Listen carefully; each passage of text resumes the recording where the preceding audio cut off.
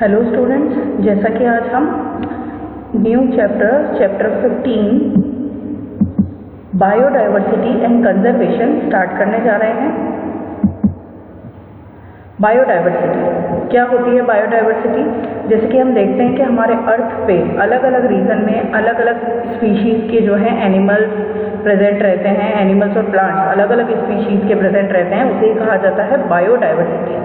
Biological diversity or biodiversity is that part of nature which includes the differences in genes among the individual of a species। यानी किसी एक species में, particular species में differences of jeans जो हैं उसे ही कहा जाता है biodiversity.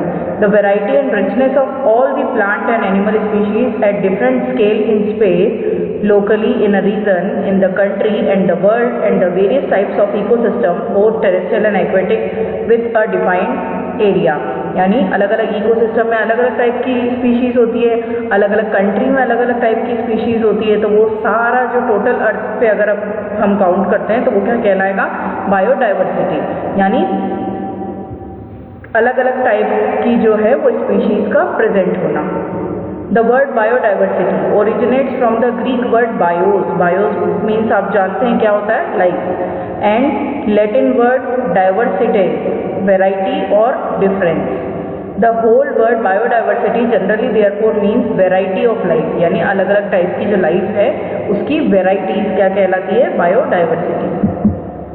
Importance of biodiversity. Genetic diversity, genetic diversity का मतलब है कि डीएनए या जीन के लेवल पर अगर डिफरेंस होता है स्पीशीज के अंदर तो वो कहलाता है जेनेटिक डाइवर्सिटी। अभी हम आगे डिटेल में पढ़ेंगे। Protect fresh water resources. जो बायोडाइवर्सिटी है वो फ्रेश वाटर रिसोर्सेज को प्रोटेक्ट करते हैं। Speed recovery from natural disasters. Biodiversity की वजह से ही अगर कोई नेचुरल डिजास्टर जैसे अर्थक्वेक हो जाता है या सुनामी हो जाता है तो उससे रिकवर करने में हेल्प मिलती है। Maintaining balance of the ecosystem. Ecosystem में एक स्पीशीज जो है वो दूसरी स्पीशीज पे डिपेंड करती है हर एक चीज़ के लिए, जैसे मेनली फूड के लिए। तो उसी वजह से इकोसिस्टम क्या रहता है? बैलेंस रहता है। Sustainability and growth. ग्रोथ जो है या लाइफ को सस्टेन करने की जो कैपेबिलिटी है वो भी मेंटेन रहती है बायोडाइवर्सिटी की वजह से। Provision of food security. Food chain की अगर हम बात करें तो एक एनिमल दूसरे पे डिपेंड करता है, या स्टार्टिंग जैसे किसी फूड चेन की अगर ग्रासेस से हो रही है तो ग्रासेस पे कौन डिपेंड करता है? गोट। गोट पे कौन डिपेंड करता है? लायन। लायन पे कौन डिपेंड करेगा? वल्चर। तो इस तरह से फूड चेन फॉर्म होती है और इस केस में ऐसा रहता है कि फूड सिक्योरिटी है। गोट को पता है कि मेरे लिए फूड जो अवेलेबल है वो क्या है? ग्रासेस। लायन को पता है कि मेरे लिए फूड अवेलेबल है क्या? किस फॉर्म में? गोट के फॉर्म में। तो इसमें फूड सिक्योरिटी रहती है बायोडाइवर्सिटी में, क्योंकि अलग अलग टाइप की स्पीशीज है और वो एक दूसरे के ऊपर डिपेंडेबल है सर्वाइव करने के लिए। Adaptation to different habitats. अलग अलग हैबिटेट में रहने के लिए अलग अलग एनिमल्स में क्या प्रेजेंट होते हैं? अलग अलग adaptation. Provision of biological resources. Biological resources जो है वो भी बहुत सारे प्रेजेंट रहते हैं। Promote soil formation and protection. इन्हीं बायोडाइवर्सिटी की वजह से क्या होता है? अलग अलग ऑर्गेनिज्म क्या करते हैं? सॉइल फॉर्म करते हैं और उसका प्रोटेक्शन भी करते हैं। Maintain food chain in the nature. और जैसा कि अभी मैंने आपको फूड चेन का एग्जांपल दिया तो बायोडाइवर्सिटी की वजह से ही ये जो फूड चेन है ये मेंटेन रहती है। 3 लेवल्स ऑफ बायोडाइवर्सिटी। बायोडाइवर्सिटी को हम 3 लेवल्स पे देख सकते हैं। Genetic diversity, species diversity, ecosystem diversity. Genetic diversity में एक ही स्पीशीज में अलग अलग टाइप के जीन्स प्रेजेंट होना या डीएनए लेवल पर उसे देखना क्या कहलाता है? Genetic diversity. The differences in DNA content among individuals with in species and population. Species diversity, the number and variety of species in the world और इन अ पर्टिकुलर एरिया। अगर एक इकोसिस्टम की हम बात करें तो उसमें जितनी भी अलग अलग टाइप की स्पीशीज प्रेजेंट है वो सब स्पीशीज डाइवर्सिटी में इंक्लूड होगा। इकोसिस्टम डाइवर्सिटी, अब हमारे अर्थ पे बहुत सारे अलग अलग इकोसिस्टम प्रेजेंट है जो हम पढ़ चुके हैं। तो वो अलग अलग इकोसिस्टम के अंदर अलग अलग स्पीशीज प्रेजेंट है तो उसे ही कहा जाता है ecosystem diversity. The number and variety of ecosystems और habitats within a given region, that is rain forest versus cornfield. तो अलग अलग इकोसिस्टम में अलग अलग स्पीशीज का प्रेजेंट होना भी क्या कहलाता है? Ecosystem diversity. तो 3 टाइप की डाइवर्सिटी हो गई, जेनेटिक, स्पीशीज और इकोसिस्टम।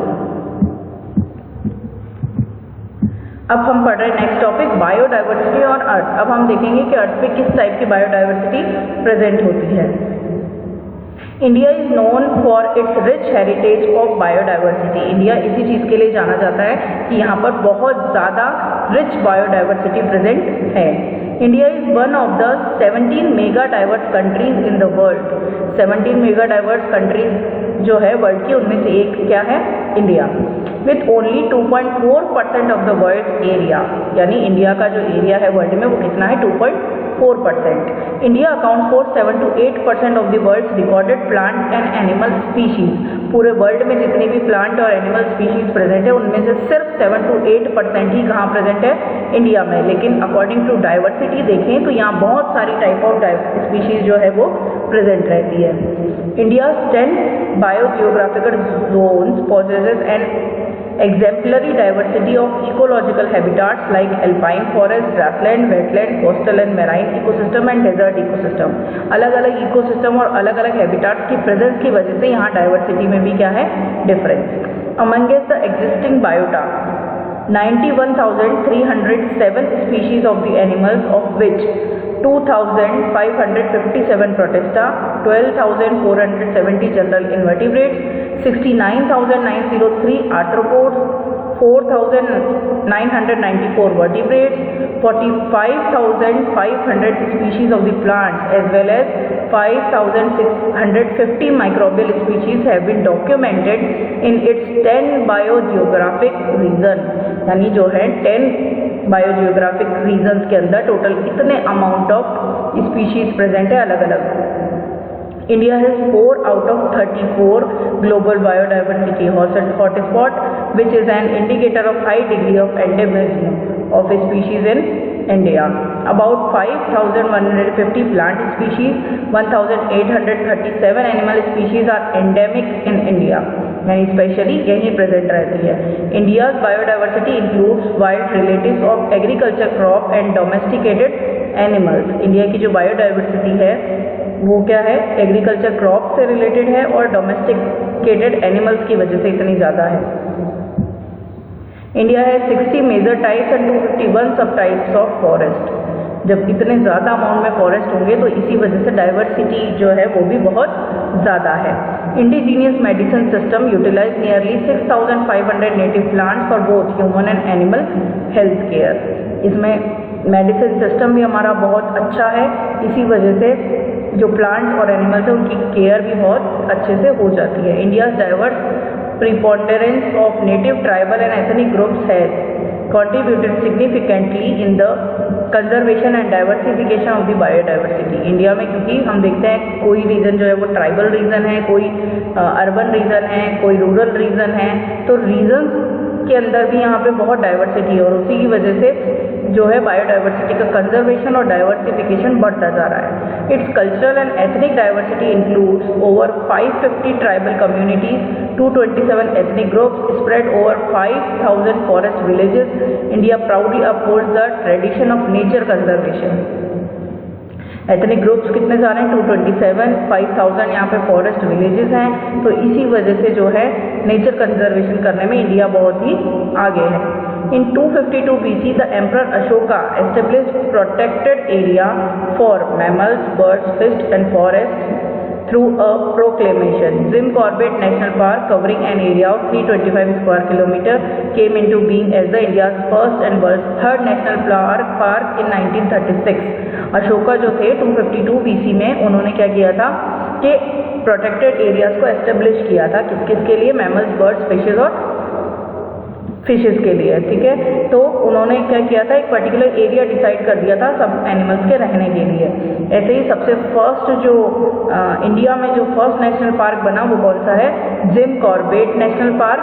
उसका एरिया कितना है? 325 स्क्वायर किलोमीटर और कब बना था? 1936 में। India has currently 4.79% of total geographic area under an elaborate network of PAS, which includes 99 national parks, 513 wildlife sanctuaries, 43 conservation reserves, 4 community reserves, and 3 biodiversity heritage sites। 4.7% total geographic area है India में, उनमें से इतने सारे यानी 99 national parks है, wildlife sanctuaries हैं, conservation reserves हैं, कम्युनिटी रिजर्व्स हैं और बायोडाइवर्सिटी हेरिटेज है, अलग अलग एरियाज है। India has a national wildlife action plan which envisages 10% of the geographical area of the country under PA coverage.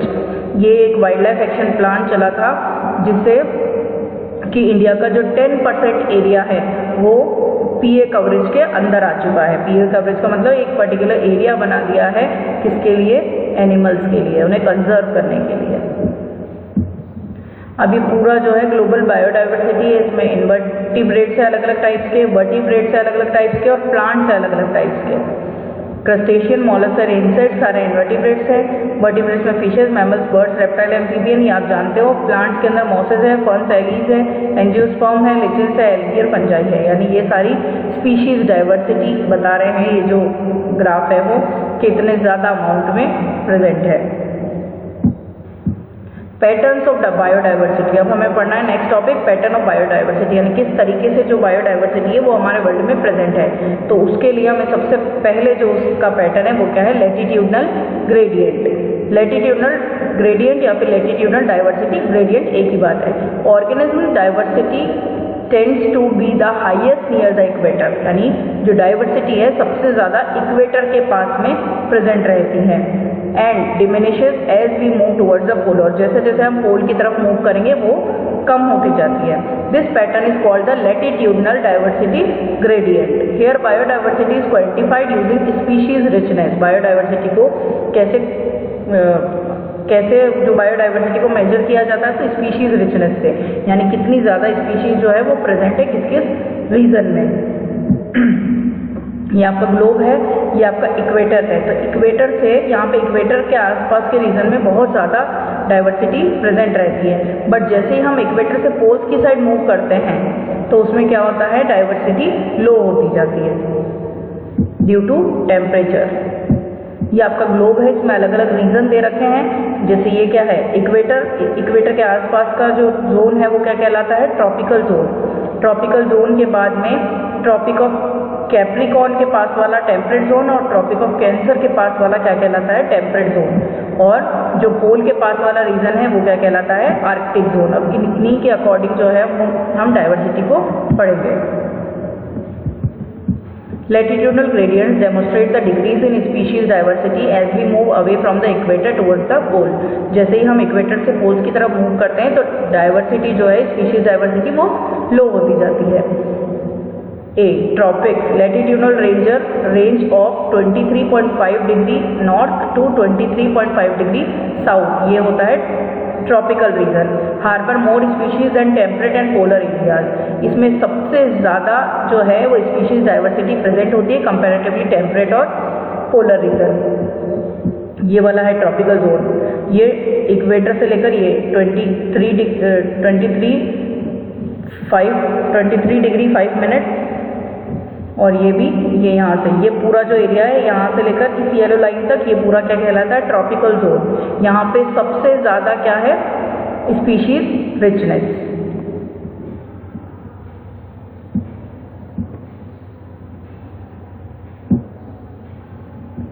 Example, Colombia located near the equator has around 1400 species of bird. Colombia जो है कहाँ present है? Equator के nearly. तो वहाँ पे कितनी species है बर्ड्स की?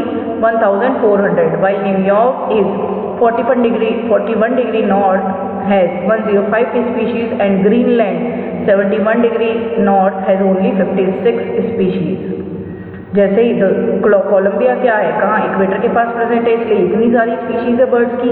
न्यूयॉर्क जो है वो थोड़ा पोल्स की साइड है, इसलिए 105 है, और ग्रीनलैंड भी पोल्स की साइड है, इसलिए 56 स्पीशीज ही केवल प्रेजेंट है। Studies indicate that tropical areas have more biodiversity. Studies बताती है कि ट्रॉपिकल एरिया जो है वहाँ पे ज़्यादा बायोडाइवर्सिटी प्रेजेंट होती है। For example, India with much of its land area in the tropical latitudes has more than 1200 species of birds. India का जो ट्रॉपिकल रीजन है वहाँ पर 1200 से भी ज़्यादा स्पीशीज जो है वो बर्ड्स की प्रेजेंट रहती है। A tropical forest in equator has up to 10 times as many species of vascular plants as a forest of equal area in a temperate region like the Midwest of USA। यहाँ पे कैसा है, tropical forest जो है India का, वहाँ पे इस वेस्क्यूलर प्लांट की जो स्पीशीज है वो 10 गुना ज़्यादा है टेम्परेट रीजन से, जबकि एरिया क्या है, इक्वल है, लेकिन फिर भी जो है स्पीशीज वेस्क्यूलर प्लांट की ज़्यादा है, कम से कम 10 टाइम्स ज़्यादा। Tropical Amazonian rain forest in south America has the greatest biodiversity on earth. जो ट्रॉपिकल अमेजोनियन रेन फॉरेस्ट है साउथ अमेरिका का, वहाँ पे बायोडाइवर्सिटी जो है वो अर्थ की सबसे ज़्यादा है। It homes 40,000 species of plants, 3,000 of fishes, 1,300 of birds and 427 mammals, 427 amphibians, 378 of reptiles, more than 1,25,000 invertebrates। इतनी ज़्यादा स्पीशीज रिचनेस है वहाँ पे। Scientist estimate that in these rain forest there might be at least 2 million insect species waiting to be discovered and named। ये तो उनके बारे में बताया गया है जो कि डिस्कवर की जा चुकी है, लेकिन साइंटिस्ट एस्टिमेट लगाते हैं कि इन रेन फॉरेस्ट में कम से कम 2 million इंसेक्ट स्पीशीज अभी भी डिस्कवर और नेमिंग होना बाकी है। Region for greater biodiversity in tropics, speciation is generally a function of time.